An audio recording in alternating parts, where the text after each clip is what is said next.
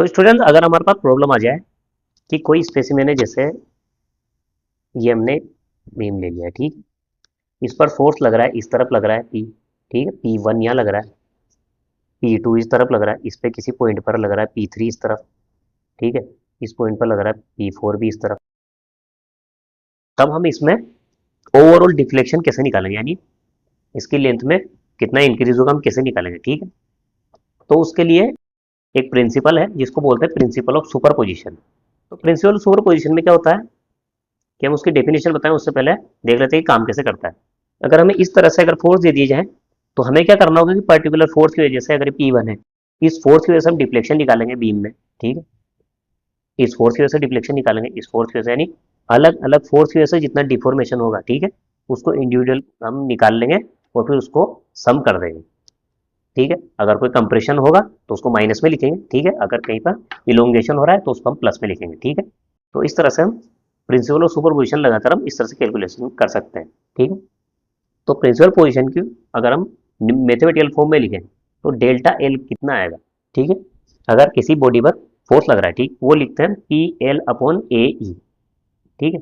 तो ये जो हमें स्पेसिमेन दिया जाएगा इसका एरिया तो सेम रहेगा, ठीक है, बहुत बार अलग भी हो जाएगा, पर अभी के लिए क्या हम सेम एरिया के लिए कर रहे हैं, तो एरिया सेम रहेगा, मटेरियल एक ही रहेगा, ठीक है।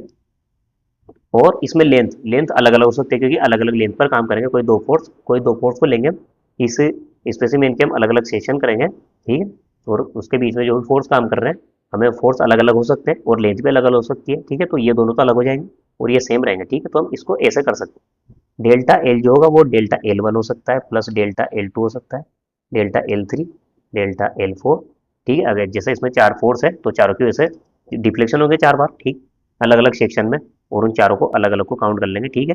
तो अगर P1 लग रहा है, ठीक है, तो P1 और L1 लेंथ में लग रहा है अपॉन AE, इसको सम कर देंगे, P2 L2 upon AE plus P3 L3 upon AE plus P4 L4 upon AE।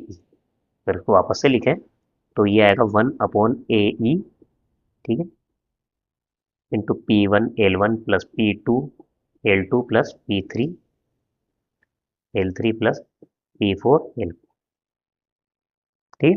तो इसमें इस तरह से हम टोटल डिफ्लेक्शन निकाल सकते हैं किसी भी बॉडी पर, यही प्रिंसिपल ऑफ सुपर पोजिशन का क्या मैथमेटिकल फॉर्म है, ठीक। तो इसकी डेफिनेशन इस तरह से देते हैं कि अगर किसी बॉडी पर फोर्स लग रहा है तो हम उस फोर्स को स्प्लिट कर सकते हैं अलग अलग पॉइंट पर, और उस फोर्स की वजह से जो उसका इफेक्ट है उस इफेक्ट को हम क्या सम कर सकते हैं, ठीक है। तो उससे हमारे पास क्या टोटल डिफ्लेक्शन आ जाएगा, ठीक है। और ये इसका मैथमेटिकल एक्सप्रेशन है। अब इसके ऊपर एक क्वेश्चन देखते हैं ताकि आपको अच्छे समझ में इसको यूज कैसे करना है, ठीक है स्टूडेंट। तो एक क्वेश्चन लेते हैं। तो स्टूडेंट हमने एक प्रॉब्लम ले ली है, इससे हम प्रिंसिपल और सुपर पोजिशन को समझेंगे, ठीक है, कि a bar having cross sectional area 500 mm square है, ठीक है, एरिया इसका है 500 mm स्क्वायर, इस सब्जेक्टेड टू एक्सियल लोड है, ठीक है, ये सर ग्राउंड के पैरेलल है, ठीक है, यानी इसमें ग्रेविटी का कोई रोल नहीं है, यानी सेल्फ वेट पे से कोई डिफ्लेक्शन नहीं है, ठीक है। एक्सियल फोर्स लग रहा है, अब वो इस तरह से लग रहा है, ठीक। पॉइंट ए पर लग रहा है 100 किलो न्यूटन इस तरफ, ठीक है, पॉइंट बी पर लग रहा है 80 किलो न्यूटन इस तरफ, सी पर लग रहा है 50 किलो न्यूटन इस तरफ और डी पर लग रहा है इस तरफ, ठीक है। जो जो भी लेंथ को डिक्रीज कर रहे हैं जो कंप्रेशन में काम आएंगे उसके डेल्टा एल हम माइनस में लिखेंगे, ठीक है, और जो जिसकी वजह से इलोंगेशन हो रहा है उसको लिखेंगे प्लस में, ठीक है। अब इसमें हम कैसे करेंगे इसको स्प्लिट, ठीक है, क्योंकि यहाँ पर लोड रख हैं अलग अलग, ये 100 का लग रहा है, अगर हम ए बी सेक्शन ले लें तो भी ये बराबर नहीं होगा क्योंकि इधर 100 लग रहा है इधर 80, अगर हम ए बी सेक्शन को अलग लिख दें तो ये तो इधर इसमें एक्सिलरेशन होने लग जाएगा क्योंकि बराबर फोर्स नहीं है, ठीक है, बॉडी तो वही है, ठीक है, इसमें तो ओनली ये डिफ्लेक्शन हो रहा है, ठीक है। तो हम करेंगे एक पॉइंट को लेंगे सबसे पहले, ठीक है, उस पॉइंट हम फोर्स बराबर करते जाएंगे और आगे बढ़ते हैं। आप किसी भी तरीके से करो, अगर फोर्स बराबर करोगे तो आप सेक्शन किसी भी तरह से ले लो आप आंसर, ठीक है, सेम सेम आएगा। अब इस तरह से ले लो चाहे आप दूसरे तरीके से करो, ठीक है। तो हम पहला तरीका बताते हैं, सबसे पहले हम ऐसे करते हैं, पॉइंट ए को लेते हैं, पहले हम ए पर फोर्स बराबर करेंगे, ए से बी ले लेंगे, ठीक है। तो पहले हम ओनली सेक्शन ए बी लिया, ठीक है। तो देखिएगा ध्यान से देखिएगा, ये है ए और ये है बी, ठीक है।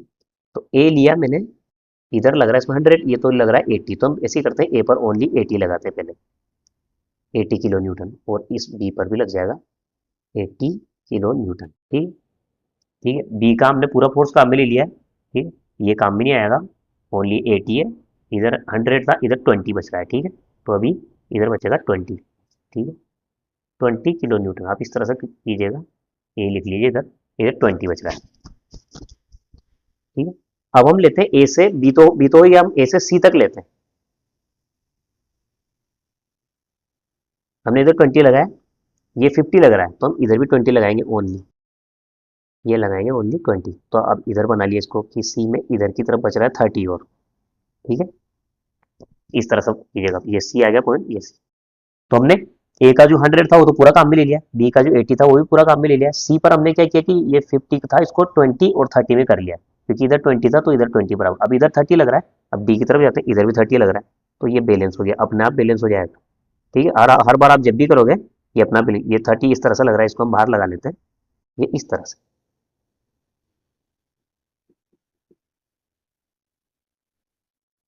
ठीक है, इसको मिटा देते हैं, यानी इस तरह से आपको हर पॉइंट पर फोर्स बराबर करना है, उसको क्या रिजल्टेंट जो भी आएगा इसका, ठीक है, वो जीरो होगा। अगर आपने एक बीम लिया तो एक फोर्स इधर लग रहा है, रिजल्टेंट जीरो आएगा। ठीक है, अब हमें कैसे करना है, ओनली ये हमें अब तीन अलग अलग प्रॉब्लम होगी, हमें क्या करना है, इसमें इलोंगेशन निकालना है, प्लस फिर इसका इलोंगेशन प्लस इसका इलोंगेशन, तो हमें करना है डेल्टा एल ए बी, ठीक है, plus delta L A C plus delta L C, ये डी है। ठीक है, सी डी, तो इससे क्या आ जाएगा, total delta L A D आ जाएगा। ये प्रिंसिपल सोर पोजिशन है कि हम सारे डिफ्लेक्शन को ऐड कर सकते हैं। तो हमें क्या पता है, डेल्टा एक निकाल लेता हूँ, फिर बाकी आप इस तरह से आप बाकी आगे कैलकुलेशन कर लेना और फिर इसको ऐड कर लेना। ठीक है, प्रॉब्लम सिंपल, हमें और भी प्रॉब्लम लेनी है, तो मैं ओनली आपको प्रोसेस बताऊंगा। डेल्टा एल ए बी के लिए करेंगे only delta L A B, तो हाँ वो आता है formula P L upon A E. ठीक है, तो यहाँ पर पी तो क्या आएगा, 80 किलो न्यूटन, 80 किलो न्यूटन नहीं लिखते हैं। ठीक है,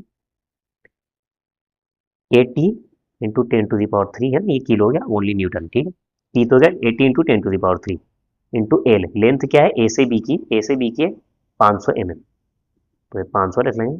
ठीक है, अपॉन ए, एरिया क्या है 500 mm², ये शुरू से लेकर एंड तक इसमें एरिया सेम ही रहेगा। ठीक है, एरिया यहाँ लिख लीजिएगा कि 500 mm²।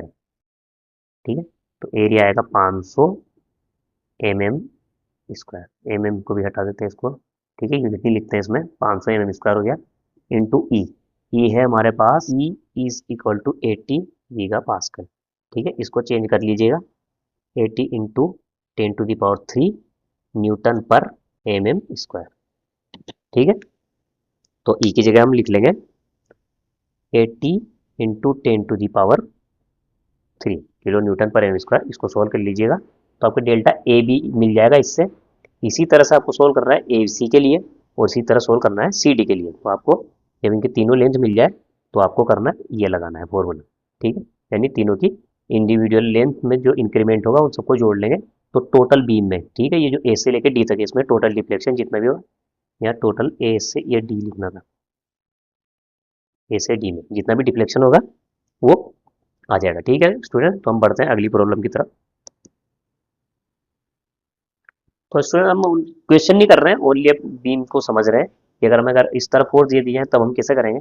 ठीक है, अलग अलग ले रहे हैं, कैलकुलेशन आपको करनी है, कैलकुलेशन आपको पता ही क्या करनी, बहुत सिंपल है, उसमें कोई दिक्कत वाली बात नहीं है।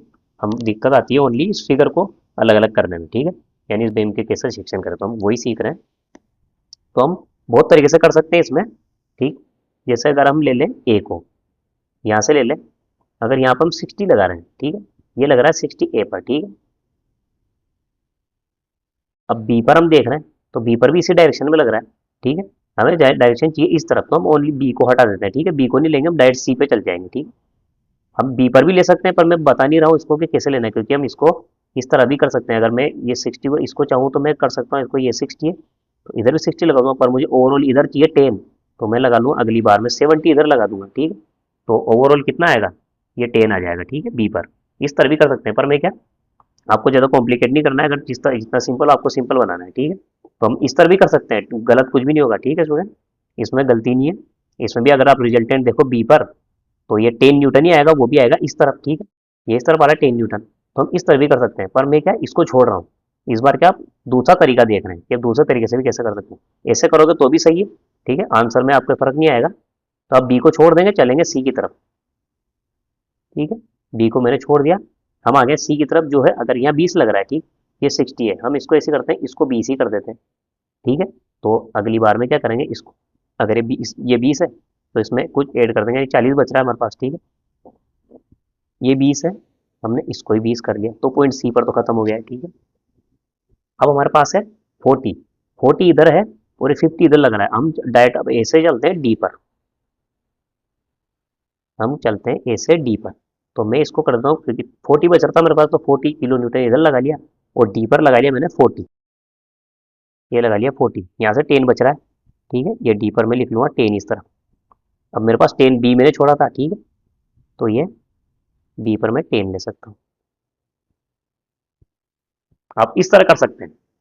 आप जितने भी तरीके से करोगे, अगर आप फोर्स बराबर करते जाओगे और पूरे सेक्शन में हर पॉइंट को ले लोगे, ठीक है। अगर हमने बी को छोड़ा था, बी भी आ गया इसमें, अगर बी छूट जाता है तो फिर आपका क्वेश्चन गलत हो जाएगा, ठीक है।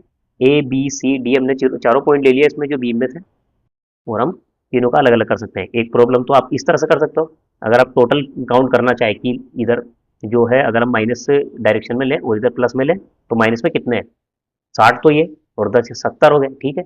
इधर भी नहीं है, इधर भी नहीं, ठीक है, ये 70 तो इधर हो गए, तो इधर भी 70 होना चाहिए, ठीक है। तो प्लस डायरेक्शन में ये 20 इधर है, 50 इधर है, 70, ठीक है।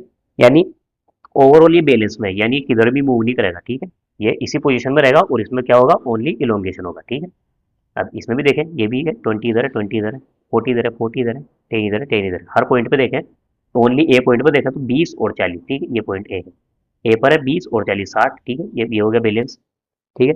बी पर देखा हमने, बी हमें यहाँ पे इसमें तो नहीं है, इसमें भी नहीं, बी पर 10 था, 10 इधर है, ठीक है, तो बी भी हमने ले लिया। सी पर देखा हमने 20, 20 सी पर इधर ले लिया, बाकी में सी नहीं है, ठीक है। डी पर हमने देखा 50, तो 50 है, 40 प्लस 10, इस तरह से कर लिया। और दूसरा तरीका देखते हैं, अगर आप इस तरह से नहीं करना चाहें, ठीक है, तो दूसरा तरीका भी देख लेते हैं, इसको मिटा देते हैं।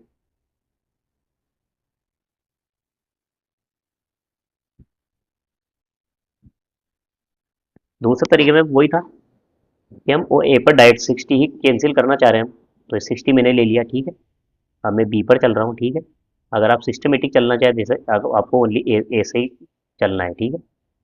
ये 60 इधर लिया मैंने, तो 60 में बी पर ले लूँगा, ठीक है। ये बी लिया मैंने, ये 60, तो अगली बार में बी पर मेरे पास इधर है ना, ये 60 इधर आ गया, इधर 10 आना चाहिए, तो इधर लगेगा 70, ठीक है।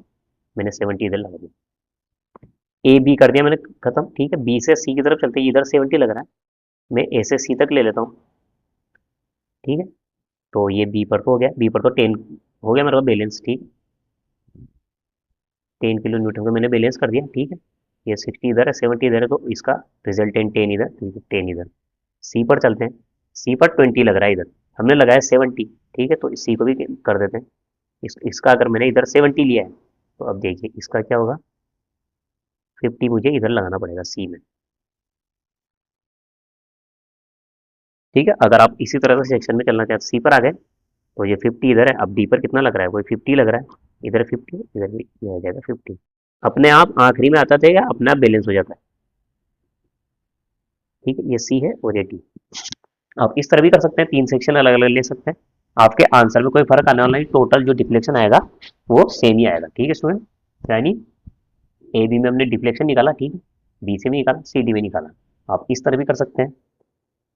पर हमें एक चीज ध्यान रखनी है, इसमें क्या ओनली ये सब फोर्स बाहर की तरफ आ रहा है, अगर ये क्या गलती से, ये तो आप नोट कर लीजिए इसको, है ना। अगर मैं इसकी डायरेक्शन चेंज कर दूँ, ठीक है, तीसरे वाले में मान लीजिए आपको इस तरह से आता है, अगर ये इसका डायरेक्शन तो ये जो डी, जो हम टोटल लेंथ लिखेंगे, D L is equal to delta L A B,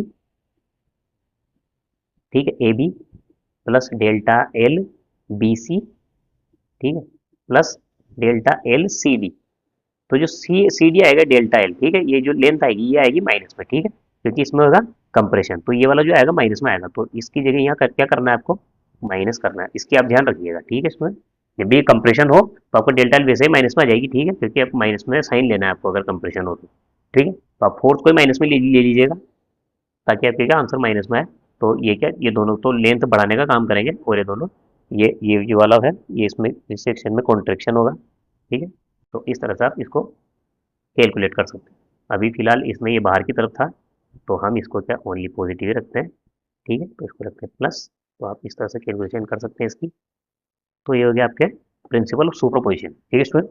तो यहाँ पर आपके स्ट्रेस स्ट्रेन का जो सिंपल स्ट्रेस स्ट्रेन का था वो चैप्टर खत्म होता है।